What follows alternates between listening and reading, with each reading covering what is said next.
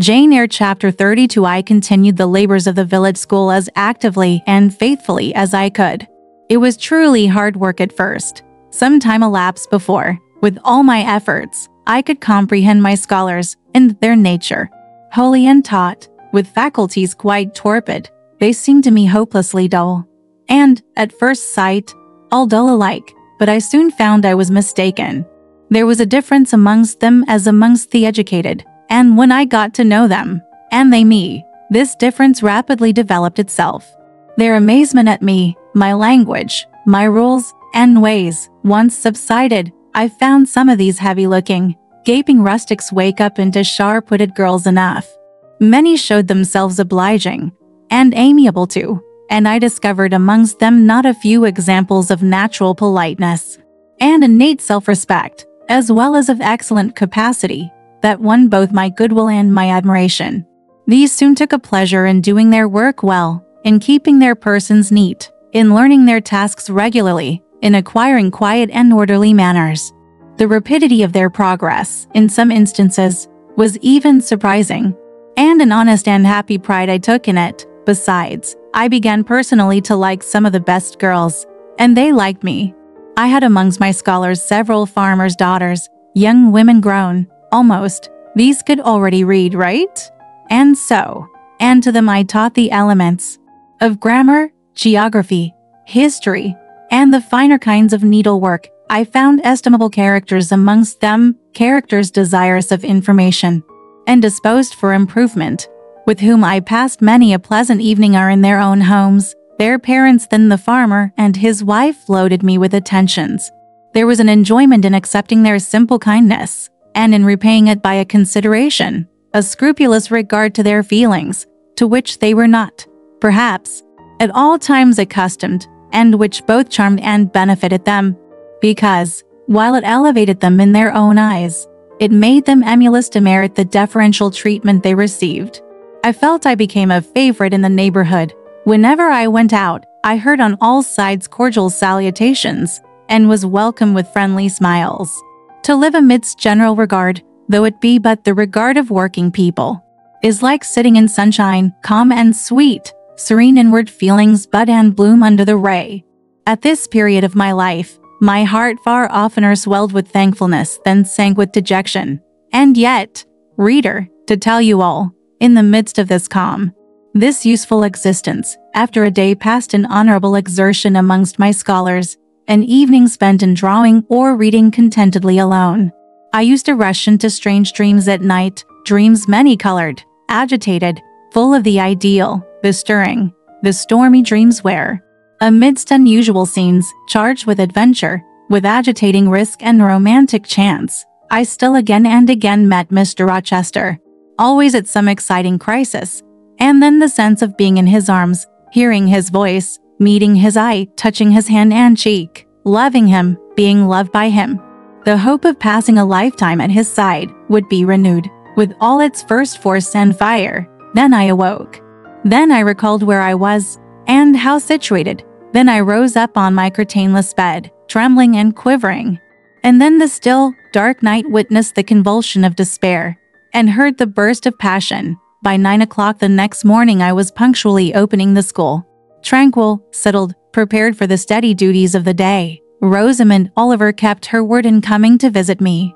Her call at the school was generally made in the course of her morning ride. She would canter up to the door on her pony, followed by a mounted livery servant.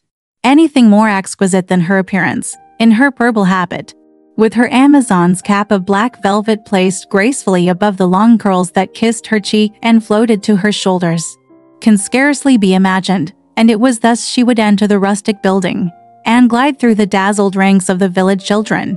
She generally came at the hour when Mr. Rivers was engaged in giving his daily catechizing lesson. Keenly, I fear, did the eye of the visitress pierce the young pastor's heart. A sort of instinct seemed to warn him of her entrance, even when he did not see it.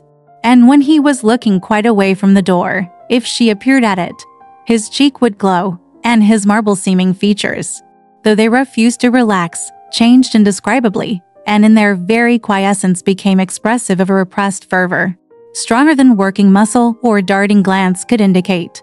Of course, she knew her power. Indeed, he did not, because he could not conceal it from her. In spite of his Christian stoicism, when she went up and addressed him, and smiled gaily, encouragingly, even fondly in his face, his hand would tremble and his eye burn. He seemed to say, with his sad and resolute look, if he did not say it with his lips, "I love you, and I know you prefer me." It is not despair of success that keeps me dumb. If I offered my heart, I believe you would accept it. But that heart is already laid on a sacred altar. The fire is ranged round it. It will soon be no more than a sacrifice consumed. And then she would pout like a disappointed child. A pensive cloud would soften her radiant vivacity. She would withdraw her hand hastily from his, and turn in transient petulance from his aspect, at once so heroic and so martyr-like. St. John, no doubt, would have given the world to follow, recall, retain her, when she thus left him. But he would not give one chance of heaven, nor relinquish, for the Elysium of her love, one hope of the true, eternal paradise. Besides, he could not bind all that he had in his nature, the rover, the aspirant, the poet, the priest, in the limits of a single passion. He would not, renounce his wild field of mission warfare for the parlors and the peace of Vale Hall. I learned so much from himself in an inroad I once, despite his reserve, had the daring to make on his confidence. Miss Oliver already honored me with frequent visits to my cottage. I had learned her whole character, which was without mystery or disguise. She was coquettish, but not heartless, exacting, but not worthlessly selfish. She had been indulged from her birth, but was not absolutely spoiled. She was hasty, but good-humored, vain she could not help it, when every glance in the glass showed her such a flush of loveliness, but not affected, liberal-handed, innocent of the pride of wealth, ingenuous, sufficiently intelligent, gay, lively, and unthinking. She was very charming, in short, even to a cold observer of her own sex like me. But she was not profoundly interesting or thoroughly impressive. A very different sort of mind was hers from that, for instance, of the Sisters of St. John. Still, I liked her almost as I liked my pupil Adele, except that, for a child whom we have watched over and taught, a closer affection is engendered than we can give an equally attractive adult acquaintance. She had taken an amiable caprice to me. She said I was like Mr. Rivers, only, certainly, she allowed, not 1/10 so handsome. Though I was a nice, neat little soul enough, but he was an angel. I was, however, good, clever, composed, and firm, like him.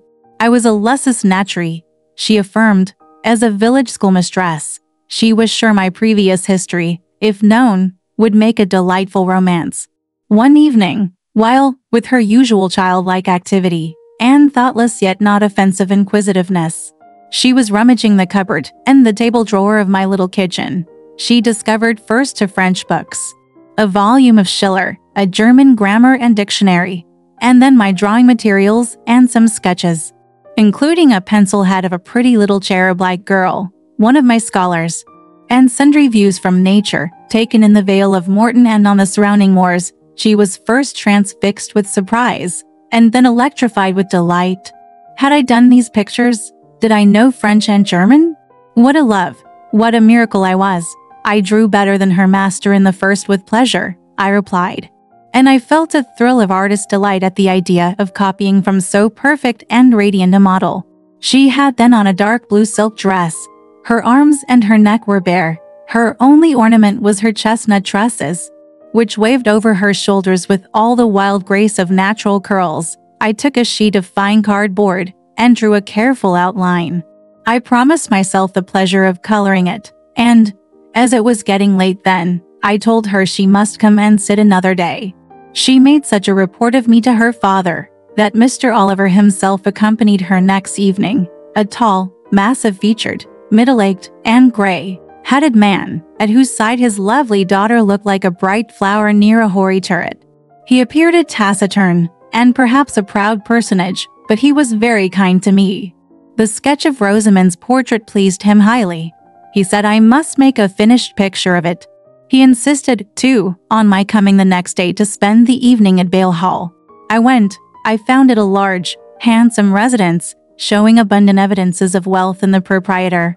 Rosamond was full of glee and pleasure all the time I stayed. Her father was affable, and when he entered into conversation with me after tea, he expressed in strong terms his approbation of what I had done in Morton School, and said he only feared, from what he saw and heard, I was too good for the place, and would soon quit it for one more suitable.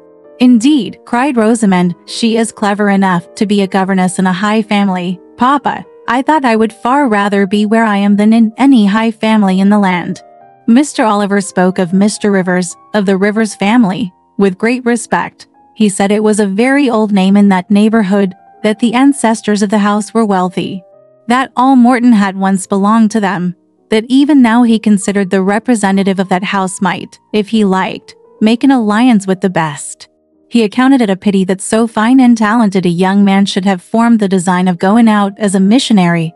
It was quite throwing a valuable life away. It appeared, then, that her father would throw no obstacle in the way of Rosamond's union with St. John. Mr. Oliver evidently regarded the young clergyman's good birth, old name, and sacred profession as sufficient compensation for the want of fortune. It was the 5th of November, and a holiday. My little servant, after helping me to clean my house, was gone, well satisfied with the fee of a penny for her aid. All about me was spotless and bright, scoured floor, polished grate, and well-rubbed chairs. I had also made myself neat, and had now the afternoon before me to spend as I would.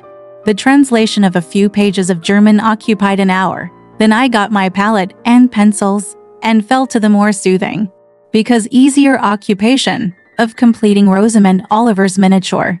The head was finished already. There was but the background to tint, and the drapery to shade off, a touch of carmine, to add to the ripe lips, a soft curl here and there to the tresses, a deeper tinge to the shadow of the lash under the azure eyelid. I was absorbed in the execution of these nice details, when, after one rapid tap, my door unclosed, admitting St. John Rivers. I am come to see how you are spending your holiday, he said. Not, I hope, in thought. No, that is well. While you draw you will not feel lonely. You see, I must trust you still, though you have borne up wonderfully so far. I have brought you a book for evening solace, and he laid on the table a new publication, a poem, one of those genuine productions so often vouchsafed to the fortunate public of those days, the golden age of modern literature. Alas, the readers of our era are less favored, but courage! I will not pause either to accuse or repine. I know poetry is not dead, nor genius lost, nor has mammon gained power over either, to bind or slay. They will both assert their existence, their presence, their liberty and strength again one day, powerful angels, safe in heaven. They smile when sordid souls triumph, and feeble ones weep over their destruction. Poetry destroyed, genius banished. No, mediocrity. No, do not let envy prompt you to the thought. No, they not only live, but reign and redeem, and without their divine influence spread everywhere, you would be in hell, the hell of your own meanness. While I was eagerly glancing at the bright pages of Marmion, for Marmion it was, St. John stooped to examine my drawing. His tall figure sprang erect again with a start. He said nothing. I looked up at him. He shunned my eye. I knew his thoughts well, and could read his heart plainly. At the moment I felt calmer and cooler than he. I had then temporarily the advantage of him, and I conceived an inclination to do him some good if I could. With all his firmness and self-control, thought I, he tasks himself too far, locks every feeling and pang within, expresses, confesses, imparts nothing. I am sure it would benefit him to talk a little about this sweet Rosamond, whom he thinks he ought not to marry. I will make him talk. I said first, take a chair, Mr. Rivers. But he answered, as he always did, that he could not stay. Very well, I responded, mentally, stand if you like, but you shall not go just yet.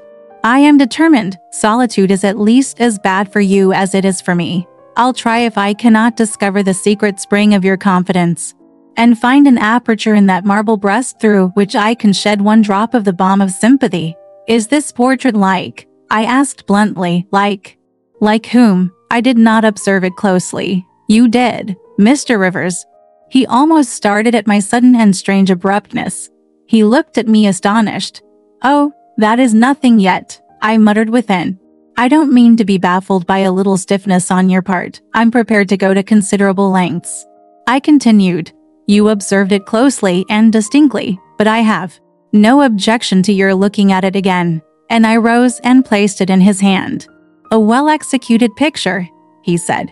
Very soft, clear coloring, very graceful and correct drawing.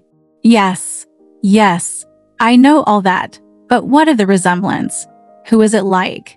Mastering some hesitation, he answered. Miss Oliver, I presume. Of course.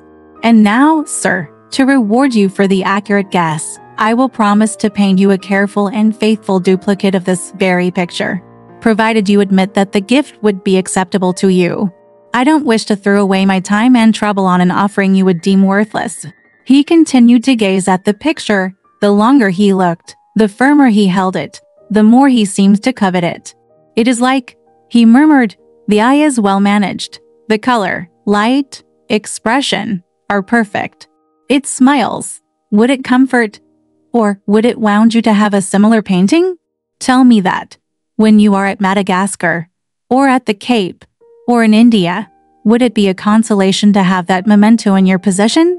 Or would the sight of it bring recollections calculated to enervate and distress? He now furtively raised his eyes. He glanced at me, irresolute, disturbed. He again surveyed the picture. That I should like to have it is certain. Whether it would be judicious or wise is another question. Since I had ascertained that Rosamond really preferred him, and that her father was not likely to oppose the match, I, less exalted in my views than St. John, had been strongly disposed in my own heart to advocate their union. It seemed to me that, should he become the possessor of Mr. Oliver's large fortune, he might do as much good with it as if he went and laid his genius out to wither, and his strength to waste, under a tropical sun. With this persuasion I now answered, as far as I can see, it would be wiser and more judicious if you were to take to yourself the original at once. By this time he had sat down. He had laid the picture on the table before him, and with his brow supported on both hands, hung fondly over it. I discerned he was now neither angry nor shocked at my audacity. I saw even that to be thus frankly addressed on a subject he had deemed unapproachable to hear it thus freely handled was beginning to be felt by him as a new pleasure, and unhoped for relief. Reserved people often really need the frank discussion of their sentiments and griefs more than the expansive. The sternest seeming stoic is human after all, and to burst with boldness and goodwill into the silent sea of their souls is often to confer on them the first of obligations. She likes you, I am sure, said I, as I stood behind his chair, and her father respects you. Moreover, she is a sweet girl, rather thoughtless, but you would have sufficient thought for both yourself and her. You ought to marry her. Does she like me? He asked. Certainly, better than she likes anyone else. She talks of you continually. There is no subject she enjoys so much or touches upon so often. It is very pleasant to hear this, he said. Very. Go on for another quarter of an hour. And he actually took out his watch and laid it upon the table to measure the time. But where is the use of going on? I asked, when you are probably preparing some iron blow of contradiction, or forging a fresh chain to fetter your heart? Don't imagine such hard things. Fancy me yielding and melting, as I am doing, human love rising like a freshly opened fountain in my mind, and overflowing with sweet inundation all the field I have so carefully and with such labor prepared, so assiduously sown with the seeds of good intentions, of self-denying plans. And now it is deluged with a nectarous flood, the young germs swamped, delicious poison cankering them. Now I see myself stretched on an ottoman in the drawing room at Vale Hall at my bride Rosamond Oliver's feet. She is talking to me with her sweet voice, gazing down on me with those eyes your skillful hand has copied so well, smiling at me with these coral lips. She is mine. I am hers. This present life and passing world suffice to me. Hush, say nothing. My heart is full of delight. My senses are entranced. Let the time I marked pass in peace. I humored him. The watch ticked on. He breathed fast and low, I stood silent. Amidst this hush the quarters sped. He replaced the watch, laid the picture down, rose, and stood on the hearth. "Now," said he, "that little space was given to delirium and delusion." I rested my temples on the breast of temptation, and put my neck voluntarily under her yoke of flowers. I tasted her cup. The pillow was burning. There is an asp in the garland, the wine has a bitter taste. Her promises are hollow. Her offers false. I see and know all this. I gazed at him in wonder. "It is strange," pursued he, "that while I love Rosamond Oliver so wildly, with all the intensity, indeed, of a first passion, the object of which is exquisitely beautiful, graceful, and fascinating, I experience at the same time a calm and warped consciousness that she would not make me a good wife, that she is not the partner suited to me, that I should discover this within a year after marriage, and that to 12 months' rapture would succeed a lifetime of regret. This I know. Strange indeed." I could not help ejaculating. "While something in me," he went on, "is acutely sensible to her charms, something else is as deeply impressed with her defects. They are such that she could sympathize in nothing I aspired to, cooperate in nothing I undertook. Rosamond a sufferer, a laborer, a female apostle? Rosamond a missionary's wife? No, but you need not be a missionary. You might relinquish that scheme." Relinquish? What? My vocation, my great work, my foundation laid on earth for a mansion in heaven? My hopes of being numbered in the band who have merged all ambitions, in the glorious one of bettering their race, of carrying knowledge into the realms of ignorance, of substituting peace for war, freedom for bondage, religion for superstition, the hope of heaven for the fear of hell? Must I relinquish that? It is dearer than the blood in my veins. It is what I have to look forward to, and to live for. After a considerable pause, I said, "And Miss Oliver? Are her disappointment and sorrow of no interest to you?" "Miss Oliver is ever surrounded by suitors and flatterers. In less than a month, my image will be effaced from her heart. She will forget me, and will marry, probably, someone who will make her far happier than I should do." You speak coolly enough, but you suffer in the conflict. You are wasting away. No, if I get a little thin, it is with anxiety about my prospects, yet unsettled, my departure, continually procrastinated. Only this morning, I received intelligence that the successor, whose rival I have been so long expecting, cannot be ready to replace me for 3 months to come yet, and perhaps the 3 months may extend to 6. You tremble and become flushed whenever Miss Oliver enters the schoolroom. Again the surprised expression crossed his face. He had not imagined that a woman would dare to speak so to a man. For me, I felt at home in this sort of discourse.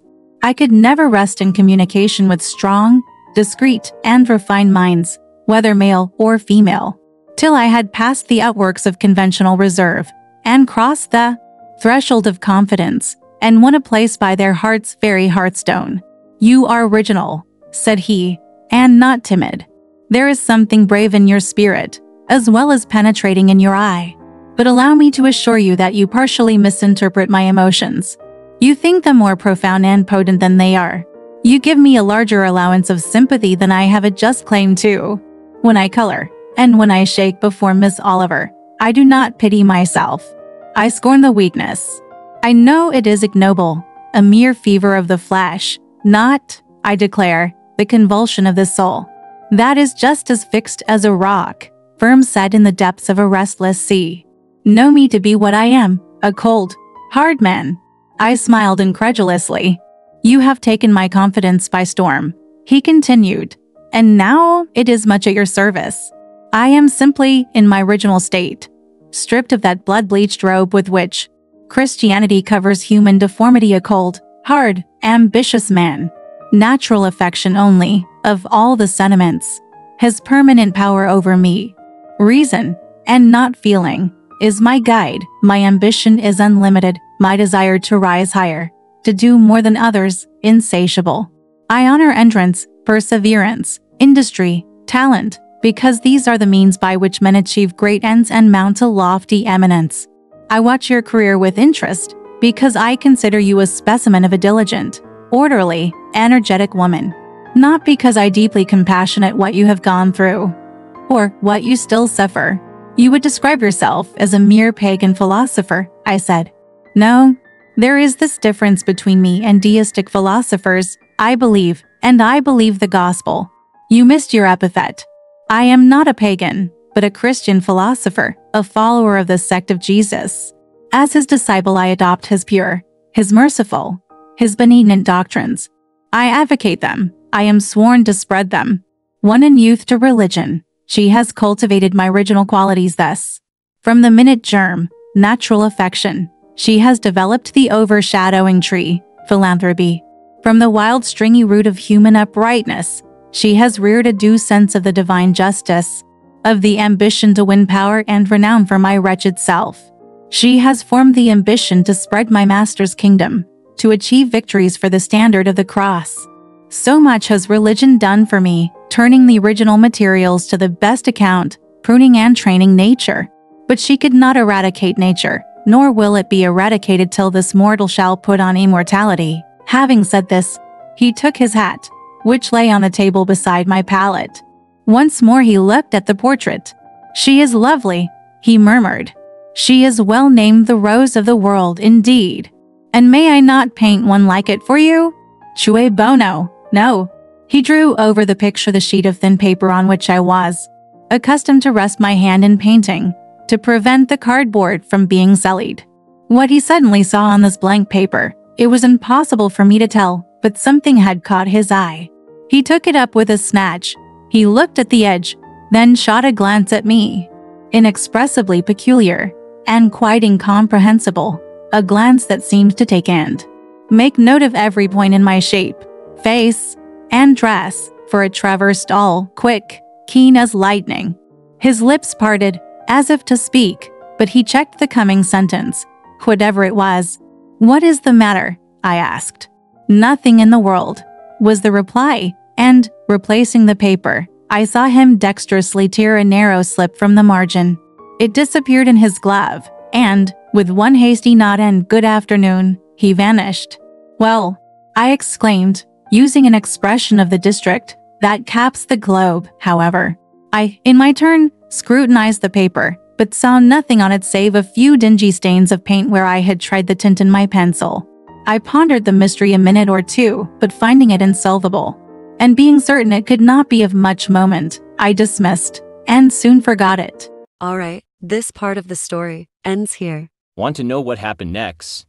Let's listen to the breakdown next time.